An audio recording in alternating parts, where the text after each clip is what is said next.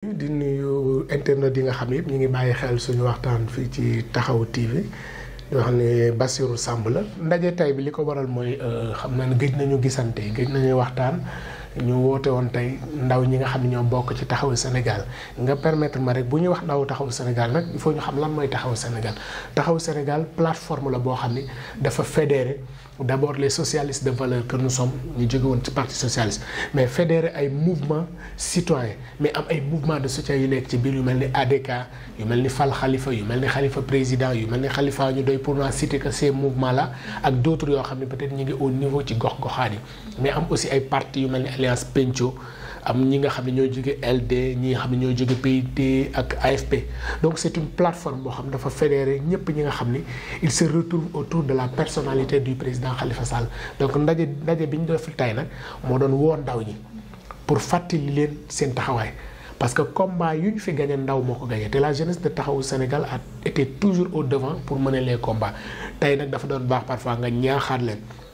rappeler leen ni que dañuy dem vers une série d'activités parce que en 2024 nous croyons fermement que le président Khalifa sera le 5e président de la République du Sénégal loolu nag du doon ay wax mais ay jëf lay doon te jëf yooyu ñuy def action de terrain yi ñi ci ëpp wàll mooy ndaw ñi parce que population sénégalaise c'est une population qui est composée à 70% ndaw donc tey nag waxtaan bi yëpp ça tourne autour de la relance des activités ñuy saluer parce que nous avons plus de la moitié des départements du Sénégal qui étaient présents près de 200 jeunes ñoom ñëpp ñëw dans une réunion boo xam ni kenn ku ci ne durant presque 4 heures tour d'horloge ñu waxtaan sur les enjeux de l'heure réaffirmer seen engagement et seen détermination à faire du président Khalifa Ababacar Sall le prochain président de la République du Sénégal. waaw c'est vrai que nag xam nga le niveau national j'ai l'habitude de dire n'a de sens que si la base existe ça ne sert à rien de convoquer très souvent nit ñi ñuy daje fii sur le plan national mais li ci ëpp solo mooy que à la base Grand Yoff ga ma dëkk ma jéem a yëngal que dëkk fële Koumpentoum def ko que dëkk Kaolack def ko parce que c'est la somme des activités à la base qui font exister le national donc le national ça doit être juste une instance de coordination et d'orientation mais surtout de suivi des activités loolu moo waral de temps en temps on les convoque évaluer ce qui se fait à la base mais ensemble définir des orientations et nous avons défini pour ce qui reste de l'année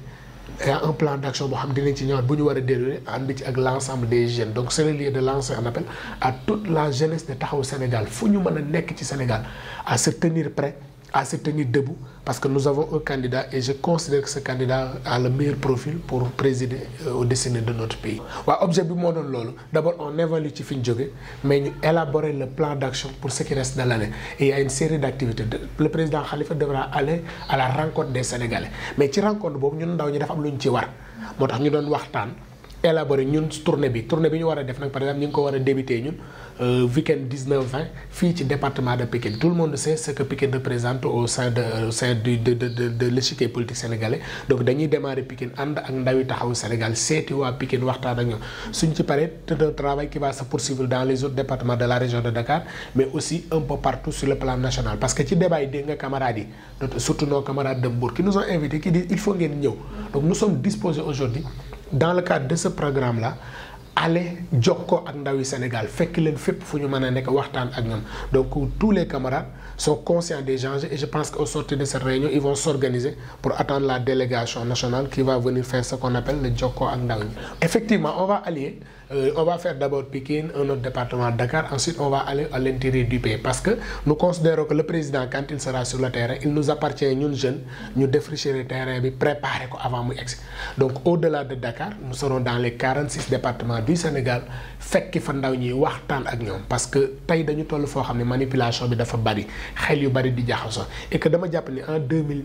2024 le Sénégal ne devra pas sanctionner mais dañu war a élire on a l'habitude de sanctionner et pour élire il faut faire le bon choix ñun jàpp nañu ni le choix qu'il nous faut c'est lui qui pourra réconcilier le peuple sénégalais ci jafe-jafe yi ñu nekk parce que sénégalais yi dafa mel ni jibootuñu il nous faut un président qui va les réconcilier un président qui va replacer l'humain au cœur de ses préoccupations mais un président qui va remettre le Sénégal sur les rampes du développement et nous pensons que Khalifa réunit toutes ces conditions pour être le président qu'il nous faut pour cela nag il nous faut aller